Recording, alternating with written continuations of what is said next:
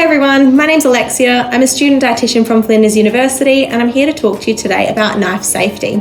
So before we get cooking today in the kitchen, I've already washed my hands for 20 seconds and dried them thoroughly with a towel, meaning my hands are ready to handle food.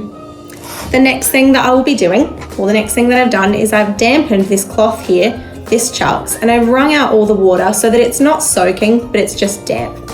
I'm going to place this one flat underneath on the bench and put the chopping board straight on top. The reason I've done this today is to secure the chopping board in place so that when I start chopping all of my food, the chopping board isn't moving around and it's much safer to use and reduces the risk of me slipping. Next, the next really important thing to know when you're talking about knives is we never ever want to wave the knife in the air. For example, doing something like this in the kitchen is absolutely not safe for so many reasons. Another really important thing to note, when you're walking through the kitchen, there are going to be a lot of people working around you as well. So we want to make sure that when we're walking through the kitchen, we're letting everyone around us know that we're walking through. The best way to walk through a kitchen holding a knife is holding it facing down, so with the tip facing the floor. And we also want to make it really clear to the person cooking in the kitchen or who might not be able to see us that we are walking behind them. And we can do this by saying behind, nice and clearly, just like this. Behind. See how Alison there turned around acknowledging that she heard what I said, which meant that there was less chance of her stepping back really fast or knocking into me while I was walking through with a knife.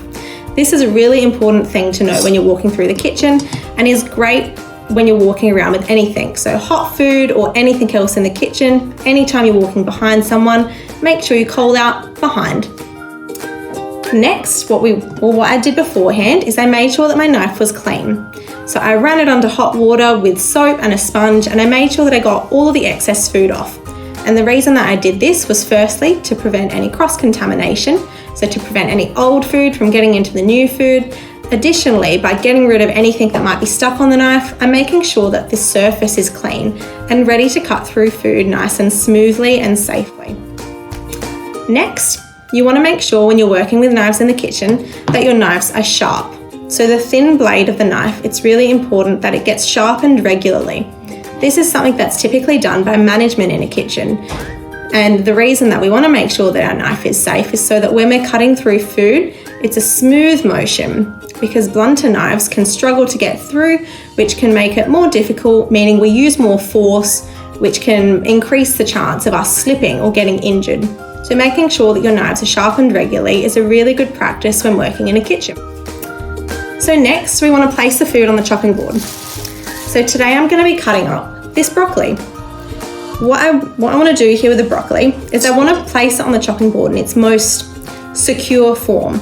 So although this isn't a flat food, if you roll the broccoli around, you can try and find an area that sort of feels like it's most secure, which for me is this side. You want to make sure that your food is flat on the chopping board and not rocking around. Then you want to secure it with your other hand, making sure that it's in place. Holding my knife in one hand nice and securely, I'm going to place the tip of my knife on the chopping board and cut straight through.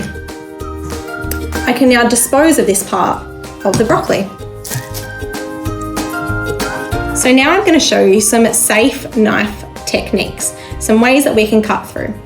So first I'm going to show you how to do the claw. The claw is a really common method used to cut when you're using a knife. And the way that we do it is we put our hand in the shape of a claw. Let's all do it now. We put it in the shape of a claw, tuck our fingertips underneath our knuckles and hold the food secure with your knuckles here. So your tips are safe and underneath your fingers.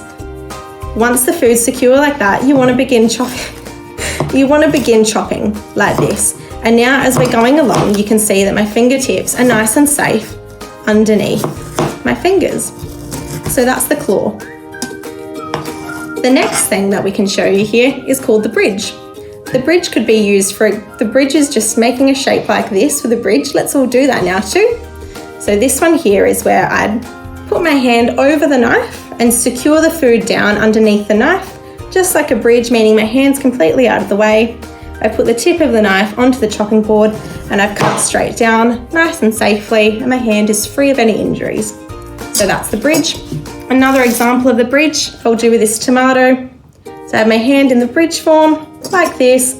I pop the knife underneath it, my hand over it, and then just straight down the middle. And the final one I'm going to show you today is called the cross chop. So the cross chop is typically used to cut things up finely, so things like onion, herbs, or today I'm going to show you how to do it with this tomato. So the cross chop, you want to go like this across. Actually, I'm going to show you with the broccoli. Even better. So see how this broccoli is in pieces like this? We want it to be much finer. So we're going to go across the chopping board like this. And I've placed the tip of the knife on the chopping board, and I've just gone along it like this, still making sure my fingers are out of the way. And now the reason this is a cross chop is because now we go back the other way and we hold the top of the knife now, because now the bits are too small to hold. The safest place for our hand is on the top of the knife. Thanks for watching today. I really hope you've learned some things about knife safety, and enjoy your day. Thank you.